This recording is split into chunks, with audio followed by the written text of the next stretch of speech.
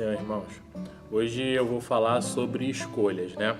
Então, para começar, vamos para o significado, a definição de escolhas, né? Escolhas é o ato ou o efeito de escolher, preferência que se dá a alguma coisa, se encontra entre outras ou predileção. Então, a definição de escolha é essa, né? O ato de escolher alguma coisa que é predileta para você. Na Bíblia, nós vemos vários exemplos de escolhas boas e escolhas ruins, né? Deus, ele preza pelo nosso bem-estar, nos dá o direcionamento certo. Nessa estrada, né, às vezes nos deparamos com situações onde necessitam um posicionamento, necessitam de uma escolha. E por acharmos que somos adultos ou donos do nosso próprio umbigo, achamos que decidimos por nós mesmos. Mas se analisarmos bem, coitado de quem pensa assim, né? Que acha que decide alguma coisa. Isso é uma grande ilusão. Na verdade, atrelado à escolha, existe uma aliada muito forte, e ela que vai decidir qual rumo que você vai tomar. E a gente está falando das influências. Então, tudo que nós escolhemos, tudo que vai ser proposto, provavelmente foi influenciado por alguma coisa, né? Até a escolha, se você for pensar bem, se a gente pode falar assim como escolha de aceitar a Jesus, o ato, né, de nós levantarmos a mão e aceitarmos a Cristo, esse ato, ele é influenciado pela pessoa do Espírito Santo. Entendeu? A gente tem prova disso na Bíblia, onde fala que quem faz a obra, quem convence o homem é o Espírito Santo. Então, quem convence o homem é o Espírito Santo, ele influencia a pessoa naquele momento, né? Então, somos influenciados em todas as decisões que tomamos, tanto na vida secular quanto na vida espiritual, né? Então, a influência, ela é responsável por vários atos tomados e que estão registrados na Bíblia. Por reis, governadores, profetas e até pessoas comuns, né? Se observarmos bem e estudarmos essas situações, podemos tirar proveito para não cometermos alguns erros, né, que foram cometidos ao longo do tempo, né? E para pegar como exemplo o rei Salomão. O rei Salomão, ele começou muito bem, nós todos sabemos, né, da história do rei. Ele deu ouvido aos conselhos do pai, quando Davi chamou ele no leito, né, e aconselhou ele as coisas que ele deveria fazer, né? E melhor ainda, ele pediu sabedoria em vez de outras coisas para Deus, e Deus deu a sabedoria para ele, e além da sabedoria deu todas as outras coisas para ele. Então foi um começo perfeito para Salomão, né?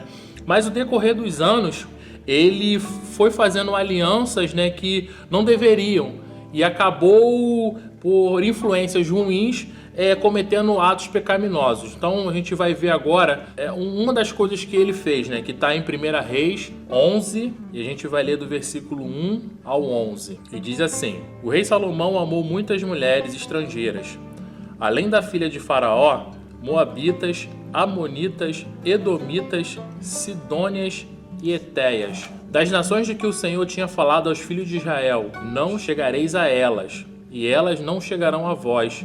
De outra maneira, perverterão o vosso coração para seguirdes os seus deuses. A este se uniu Salomão com amor.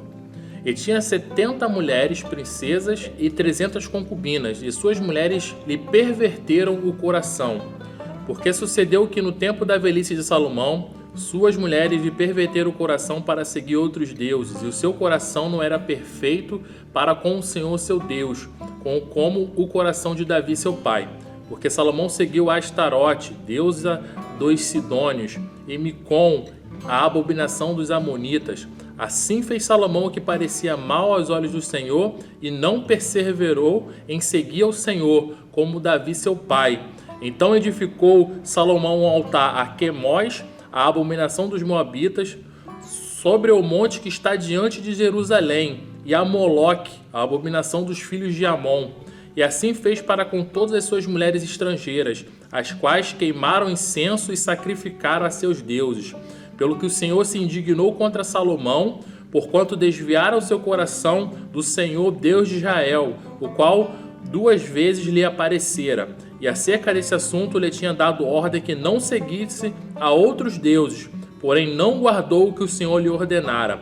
Assim disse o Senhor a Salomão: pois que houve isto em ti, que não guardaste a minha aliança e os meus estatutos que te mandei, certamente rasgarei de ti este reino e darei ao teu servo.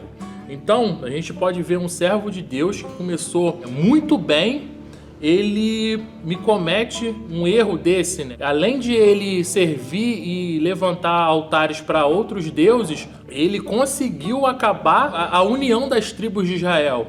Deus, por amor a Davi, Deus deixa uma tribo com ele e dá as 11 para outra pessoa. Então, por uma decisão, por várias influências ruins das suas esposas que não eram do povo de Israel, ele comete esse ato. Então a gente pode ver esse primeiro exemplo das influências ruins, e mesmo para as pessoas que estão dentro do Evangelho ou têm conhecimento da palavra de Deus.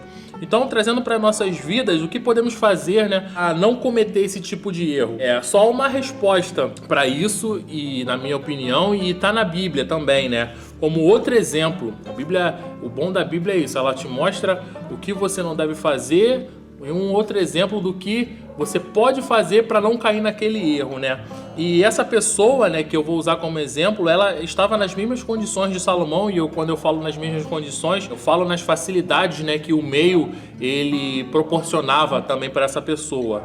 Mas ela decidiu dar ouvido não às influências terrenas, mas sim às influências divinas.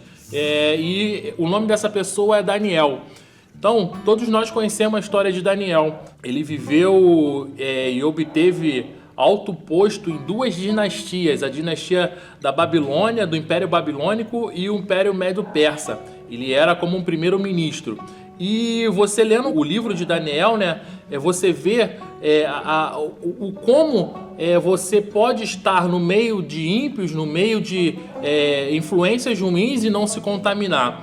E o versículo que eu deixo como exemplo fica em Daniel 1:8, que fala assim: e Daniel propôs no seu coração não se contaminar com a porção das iguarias do rei, nem com o vinho que ele bebia. Portanto, pediu ao chefe dos eunucos que ele permitisse não se contaminar.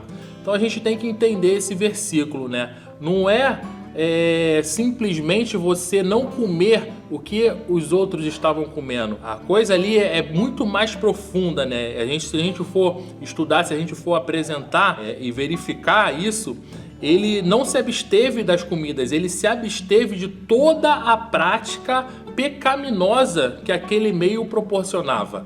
Então, isso é o que significa esse versículo.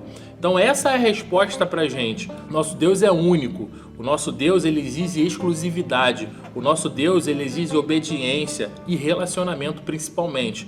Então, essas 3 coisas que, se fizermos diariamente, evitará que influências malignas venham ao nosso coração. Então, que essa palavra ela venha entrar no nosso coração, ela venha nos dar um despertamento e que possamos estar alicerçados, né, em Cristo, para que nos dias maus a decisão que tomarmos venha carregada de influências divinas. Amém.